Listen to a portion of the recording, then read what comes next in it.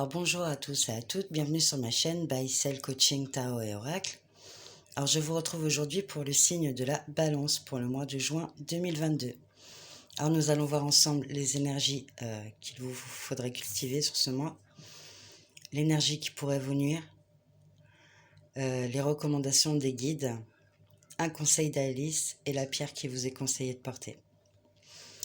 Voilà, donc on va commencer avec l'énergie à cultiver.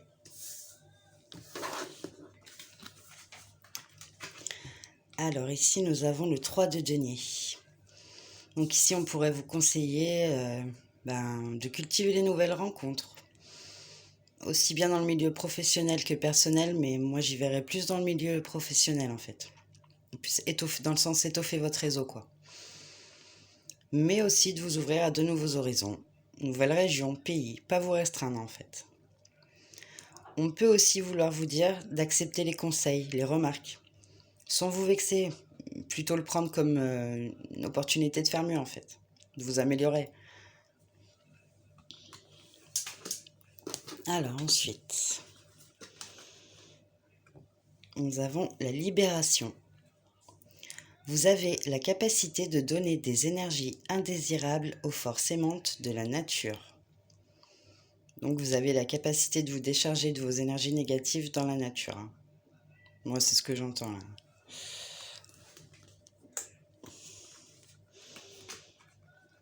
Alors ici nous avons la volonté. Vous êtes capable de faire des compromis si le résultat final est l'amour. Et enfin, on vous parle d'évolution. Vous réalisez que les obstacles ne sont que des leçons sur votre chemin vers l'amour. Alors, l'énergie qui pourrait vous nuire sur ce mois de juin. Le cavalier de coupe. Alors ici, il faudrait faire attention à ne pas avoir d'attentes irréalistes. À ne pas faire preuve de jalousie non plus. Vous pourriez aussi rencontrer certains problèmes de dépendance. Alors là, dans les énergies qui pourraient vous nuire, c'est pas forcément des choses qui viennent de vous. La jalousie, vous pouvez la subir. Les attentes irréalistes aussi, vous pouvez les subir. Vous pouvez avoir affaire à quelqu'un qui a de sérieux problèmes de dépendance, quoi. Donc voilà, soyez attentifs.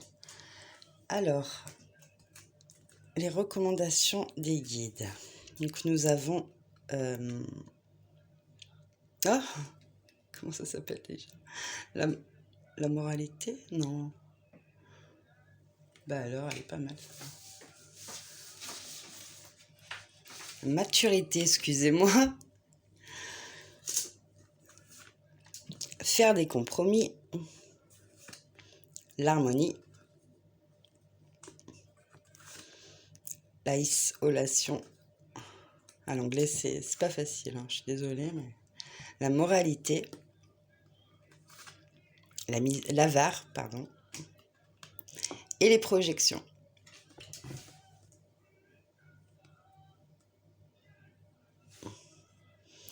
Alors,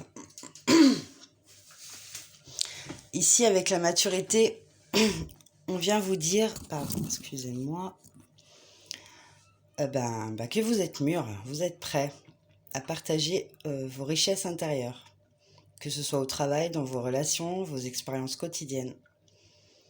Et vous n'avez aucun effort à faire pour ça. Juste être détendu, prêt ou prête à accueillir ces partages, ces rencontres, ces expériences.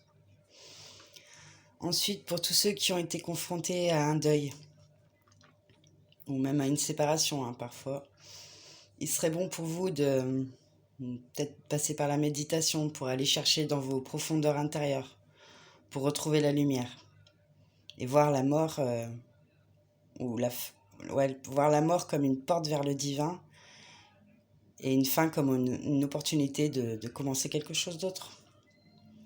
Ça vous facilitera les choses. Donc ensuite, faire des compromis. Donc avec cette carte, on vous demande de ne pas vous trahir. Ne pas trahir votre vérité. Tout compromis passé ou accepté pour obtenir quelque chose, du pouvoir, l'approbation des autres, que sais-je, ça pourrait vous laisser un goût très amer en bouche en fait. Donc surtout, surtout, n'allez pas vous trahir pour quoi que ce soit, quoi. Donc l'harmonie. Donc ici, avec cette carte, en fait, on nous demande de retrouver la simplicité, en fait, pour être en harmonie avec le monde. Vous serez plus doux, plus réceptif. Cette carte, c'est aussi l'annonce d'une grande joie à venir, si vous arrivez à ramener de la simplicité dans votre vie, dans votre personnalité, quoi. Alors là, avec l'isolation. Alors pour ceux qui ont besoin de pleurer lorsqu'ils sont blessés, par exemple, ou si là, actuellement, vous traversez des situations compliquées, une séparation, un deuil, mais allez-y, quoi. Si vous avez besoin de pleurer, lâchez-vous. Ne cherchez pas à faire bonne figure devant qui que ce soit. Vous avez besoin de vous cacher pour pleurer, bah cachez-vous, mais surtout ne vous retenez pas, quoi. Là, c'est... Voilà. Ensuite, bah, il y a tous ceux qui se protègent, là, exagérément, parce qu'on le ressent aussi beaucoup dans ce tirage. Jouez pas les glaçons pour repousser les gens, en fait. Ceux qu'on ne peut pas atteindre, on ne peut pas les approcher. Et rappelez-vous que la joie, l'amour, l'amitié ne sont pas froids et fermés, mais chaleureux et ouverts. Donc si vous voulez attirer tout ça, jouez pas les grands glaçons, quoi. Alors avec la moralité. Alors ici, pourrait vous dire que peut-être pour certains, vous avez été élevé avec des idées hyper rigides sur le bien, le mal, le moral, l'immoral, l'acceptable, l'inacceptable.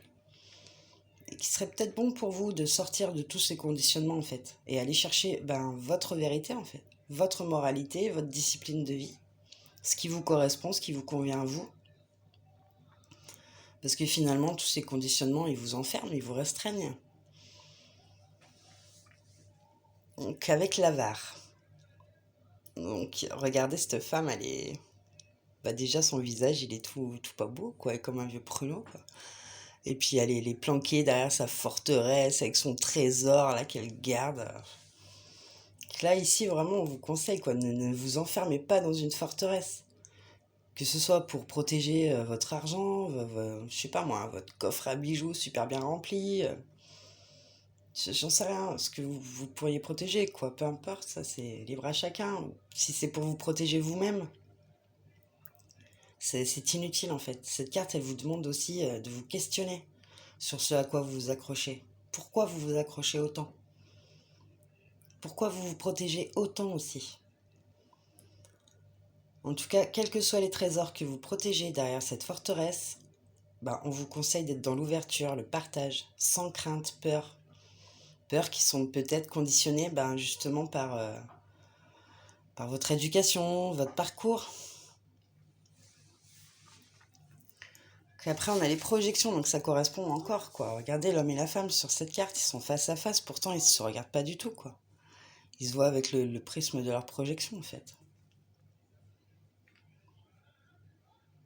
Donc là, il s'agirait de pas projeter, en fait. Par exemple, si vous avez peur de rencontrer des personnes qui pourraient vous faire du mal, parce que dans le passé, on vous a fait du mal, n'allez pas tout de suite projeter l'idée que cette personne-là va vous blesser comme les autres. Vous voyez le délire un peu? Et n'acceptez pas non plus qu'on projette des choses sur vous qui ne sont pas en accord avec la réalité.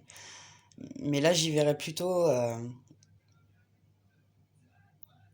arrêtez de vous surprotéger. Voilà. Laissez-vous vivre un peu. Permettez-vous là de vous ouvrir. Vous risquez rien en fait. Alors, un petit conseil d'Alice.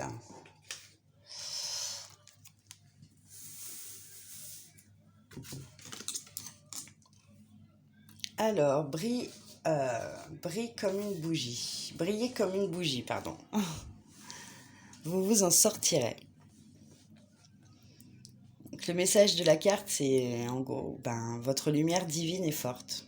Vous êtes rayonnante ou rayonnant. Votre avenir est plein d'espoir. Restez résiliente et endurante face aux épreuves. Et on vous dit aussi ici que vous avez une forte connexion avec l'au-delà.